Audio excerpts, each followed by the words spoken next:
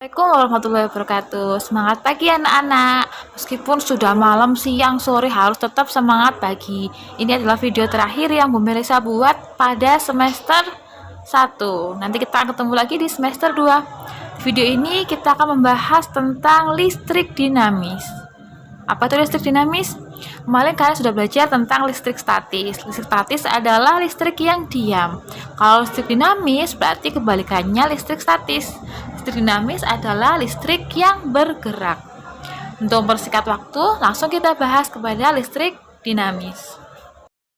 Kita mulai dari arus listrik. Ini Bumel gambarkan kira-kira ini adalah arus listrik. Nah, ini arus listrik dan dia mengalir ke yang lebih kecil. Jadi arus listrik ini mengalir dari potensial tinggi ke potensial yang lebih rendah. Sementara aliran elektron, masih ingat elektron di listrik statis? Dia kebalikannya. Dia mengalir dari potensial rendah ke potensial yang lebih tinggi.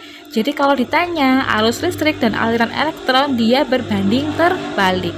Kalau arus listrik dari potensial tinggi ke rendah, kalau aliran elektron dari potensial rendah ke tinggi. Selanjutnya kita ke alat ukur arus listrik. Alat ukur arus listrik adalah ampere meter. Ini sering kalian temui di kehidupan sehari-hari. Kemudian arus listrik pada listrik dinamis dia pada rangkaian tertutup. Contohnya apa Bu Mel? Contohnya adalah aliran listrik pada laptop, aliran listrik pada listrik ini, dan aliran listrik yang ada pada rumahmu. Semuanya AC, kipas, dan alat elektron di rumahmu itu semua menggunakan listrik tertutup atau listrik dinamis. Ampere meter dipasang secara seri. Misalnya ini adalah sumber listriknya, kemudian ampere meter dipasang di sini. Di sini dia baru lampu yang akan menyala. Kalau seandainya dipasang secara paralel seperti ini, kira-kira bisa apa enggak? Sini ampere meter. Kira-kira bisa apa enggak Bu Mel? Tidak bisa. Yang ini benar, yang ini tidak bisa. Ampere meter harus dipasang secara seri. Selanjutnya untuk menghitung arus listrik digunakan rumus IKIT, yaitu I sama dengan Q per T. I-nya adalah arus listrik, satuannya ampere, Q-nya adalah muatan, kolom, dan T-nya adalah waktu. Sekarang kita ke contoh soal. Contoh soal yang pertama yaitu muatan listrik 120 kolom berpindah melalui kawat penghantar yang menghubungkan kedua kutub sumber tegangan selama 5 menit. Kuat arus listrik adalah, kita tulis dulu, diketahui Q sama dengan 120, kemudian T adalah 5 menit. T ini silakan kamu rubah ke sekon. Jadi 5 dikali 60 menit sama dengan 360 sekon. Selanjutnya kita jawab. Ditanyakan dulu. Ditanyakan I. Kemudian jawab. Rumusnya adalah I sama dengan Q per T. Q-nya 120 per 300. Bisa kamu coret-coret. Hasilnya adalah berapa? 12 dibagi 3. 4. Karena 0,4 ampere ini hasilnya. Rangkaian seri. Satu seri. Ini pernah kamu pelajari di SD. Nah, ini adalah rangkaian seri. R1 sama R2. Rumusnya apa? Masih ingat? Rumus rangkaian seri adalah RS sama dengan R1 ditambah R2. RS itu adalah rambatan pengganti seri, satuannya ohm. Kemudian R juga rambatan pengganti seri. Ini nulisnya gini loh. Nah, ini adalah ohm. Nah, yang menemukan memang ohm. Hukum ohm. Sekarang ke contoh soal. Seandainya ada 0,25 ohm, kemudian ada 0,4 ohm. Bagaimana RS-nya? RS-nya hanya tinggal nambah 0,25 ditambah 0,4. Berapa hasilnya? Hasilnya adalah 0,65 ohm. Gampang kan untuk rangkaian seri? Selanjutnya kita ke rangkaian paralel. Nah, ini adalah contoh rangkaian paralel. R1, R2. RP itu adalah hambatan pengganti paralel. Rumusnya rangkaian paralel adalah 1 per RP sama dengan 1 per R1 tambah 1 per R2. Nanti setelah ini Bumel kasih cara cepat bagaimana menghitung paralel. Kita coba cara yang lama atau cara manual dulu. cara manualnya. Nah, ini contoh soalnya. Ini kira-kira kalau diparalelkan gimana? Berarti 1/RP sama dengan 1/2 ditambah 1/3. 1/RP sama dengan 2 ditambah 3/6.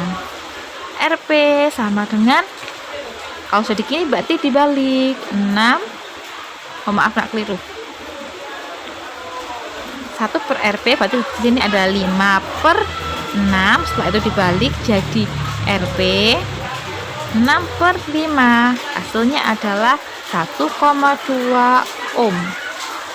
Selanjutnya kita ke rangkaian campuran. Ini ada rangkaian campuran. Ini rangkaian seri, ini rangkaian paralel. Kemudian berapa hambatan penggantinya dari soal di atas?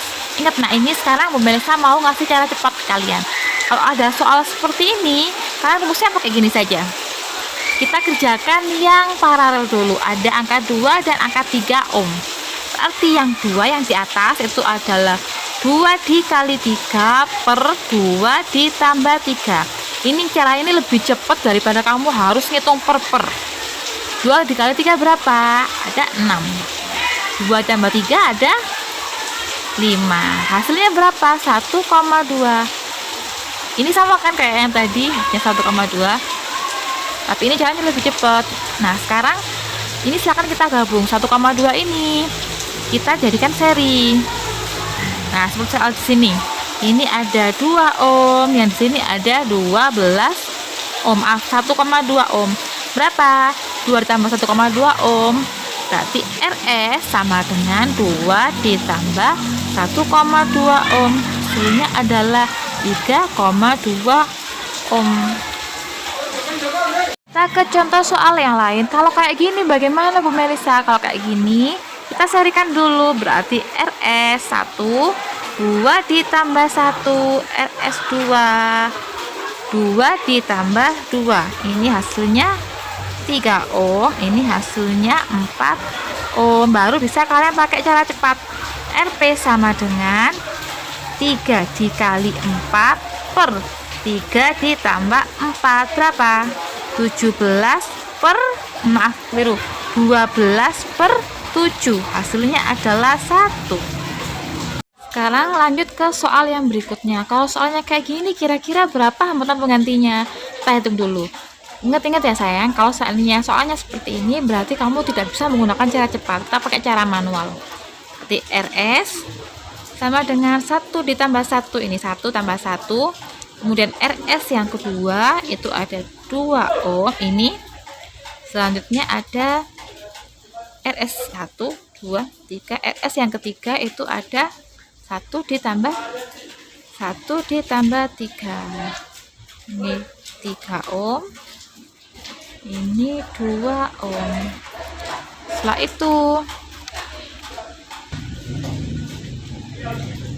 itu kita paralelkan hasilnya dari sini. Yang pertama adalah 1/2 dari sini 2-nya ditambah 1/2 dari ini. Kemudian ditambah lagi 1/3. Berarti 1/RP sama dengan berapa kalau soalnya dianu semua?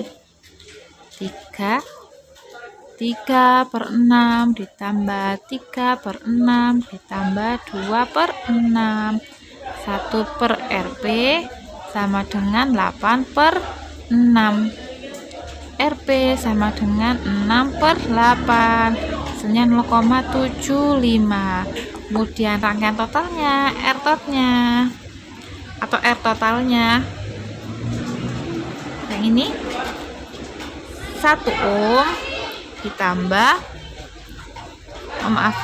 kayak gini aja, 1 ditambah 0,75 ditambah yang ini soal di sini 3 ditambah 3, berarti hasilnya adalah 4,75 ohm. Yang terakhir adalah hukum Kirchhoff. Hukum Kirchhoff ini adalah mengukur arus listrik yang melewati rangkaian bercabang. Dan hukum Kirchhoff ini rumusnya. Sigma I masuk sama dengan sigma I keluar. Jadi arus yang masuk ini sama dengan arus yang keluar. Ini adalah contohnya. Berarti I masuk ini yang mana? Kamu lihat tanda panah yang masuk. Berarti tanda yang masuk pertama adalah I1. Enak ya? Ini tanda panah yang masuk. Kemudian tanda panah yang masuk lagi itu ada I5 ditambah I5 ditambah, ada nggak yang masuk lagi? Kalau nggak ada berarti sama dengan I yang keluar, itu ada I2 ditambah I2, I3, dan I2 ini I2, I3 ditambah I4. Sekarang kita ke pembahasan hukum Kirchhoff. Bunyi hukum Kirchhoff yaitu jumlah kuat arus yang masuk ke suatu titik cabang sama dengan jumlah kuat arus yang keluar dari titik cabang tersebut. Rumusnya adalah sigma I masuk sama dengan sigma I keluar. Sekarang kita coba pada pembahasan soalnya. Nah, jadi contohnya seperti ini. Ini rumusnya sigma I masuk sama dengan sigma I keluar. Jadi contohnya seperti ini. Nah, pada gambar ini kalian lihat tanda panah yang masuk. Itu berarti masuk ke sigma I masuk. Tanda panah yang masuk angka berapa saja? Di sini ada I1. Kemudian ada I5 ini masuk. Berarti I1 sama I5 silakan kamu masukkan kepada sigma I masuk. Kemudian sigma I keluar, lihat tanda panah yang keluar. Itu ada tanda apa saja? Yang keluar itu ada I2, kemudian I4, maaf I3 dulu baru I4. Ini silakan kamu masukkan di I keluar. Dan jumlahnya ini tuh harus sama. Contoh soal. Nih, di sini kamu lihat kira-kira yang masuk, tanda panah yang masuk itu angkanya berapa saja? Di sini ada angka 5, kemudian ini tanda panah masuk ada angka 5. Ada angka 3, kemudian ada angka 2. Misalkan kamu masukkan di sigma I masuk. Kemudian untuk sigma I keluar, ada angka berapa saja? Sigma I keluar ditemukan ada angka 7. Jadi silakan dimasukkan ke sigma I keluar. Dan I-nya berapa? Ini silakan kamu jumlah dulu. 5 ditambah 3, 8. Ditambah 2, 10. Berarti di sini 7 ditambah I. Jadi untuk nyari I, ini tambah, berarti sini 10 dikurangi 7. Berarti I sama dengan berapa? 10 dikurangi 7. I sama dengan 3 ampere. Ini hasilnya. Mudah bukan untuk hukum Kirchhoff? Selanjutnya, tapi sebelum menuju ke soal, menjelaskan dulu tentang gambar di sini. Ini adalah seperti listrik rumah yang ada di rumah kalian. Ini ada sumber arus listrik dari PLN, ada saklar 1, saklar 2, kemudian ada bermacam-macam lampu. Jadi begini nak, kalau seandainya kamu ingin menghidupkan lampu, berarti sama saja kamu membuat rangkaian saklar. Saklar ini adalah stop kontak, itu pada rangkaian tertutup. Saat dia nutup, berarti lampu-lampu di sini akan menyala. Juga listrik-listrik ada di rumah kamu. Jika saklarnya tertutup, maka semua listrik yang ada di rumahmu akan menyala. Tapi kalau seandainya saklarnya dia dibuka seperti ini, itu tandanya kamu mematikan arus listrik, sehingga akan mematikan listrik-listrik atau lampu-lampu yang ada di rumahmu. Ingat ya, kalau terbuka berarti mati, kalau tertutup berarti akan hidup lampunya. Sekarang kita ke soal yang di sini. Nah, soalnya adalah diberikan rangkaian listrik arus arah dari 3 buah lampu, 2 buah saklar, dan sebuah sumber arus listrik. Lampu-lampu pada gambar menyala jika, nah ini ada lampu 1, lampu 2, lampu 3. Lampu-lampu ini akan menyala jika bagaimana? Ini sumber arus listrik. Jadi lampu-lampu ini akan menyala jika saklar 1 dan saklar 2 dia menjadi tertutup. Jika salah satu dari kedua saklar ini mati, maka tidak akan ada lampu yang hidup. Ingat, ini sumber arusnya, sumber tegangannya. Jadi lampu 1, 2, 3 akan menyala jika saklar 1 dan saklar 2 tertutup. Bisa dipahami Jika ada pertanyaan, mumpung belum ujian, bisa kamu tanyakan di WA Group. Sampai jumpa di pertemuan selanjutnya. Bu Melisa akhiri dulu. Wassalamualaikum warahmatullahi wabarakatuh.